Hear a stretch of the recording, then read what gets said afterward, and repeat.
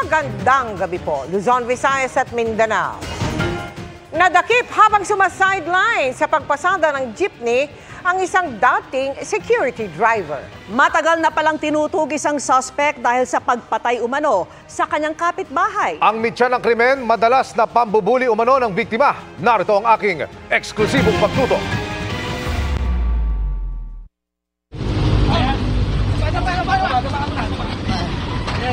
Sa loob ng pampasaherong jeepney na kanyang pinapasada, dinakip ng mga operatiba ng PNP and CRPO ang lalaking ito. Matagal nang may warrant of arrest ng suspect para sa kasong murder pero nagtago sa Caloocan. Itong ating suspect ay dating security driver ng isang Koreano nung time na kasagsagan ng Pogo. Since wala na nga yung mga Pogo dito sa atin, so siya ay nag-sideline as a jeepney driver.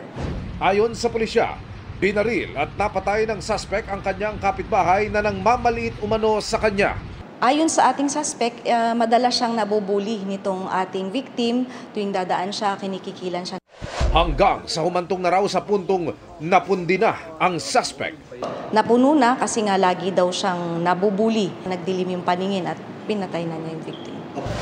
Kasi lagi pong nangungutong sa akin yung ma'am. Pagdating ko doon, hiningan ko ako palagi ng sandal. Ang may bahay naman ng pinatay pati ang kanyang anak, masaya't napalapit sila sa pagkuha ng hustisya para sa biktima. Hindi ko po mawari ang aking talagang tuwa. Akala ko wala ng pag-asa.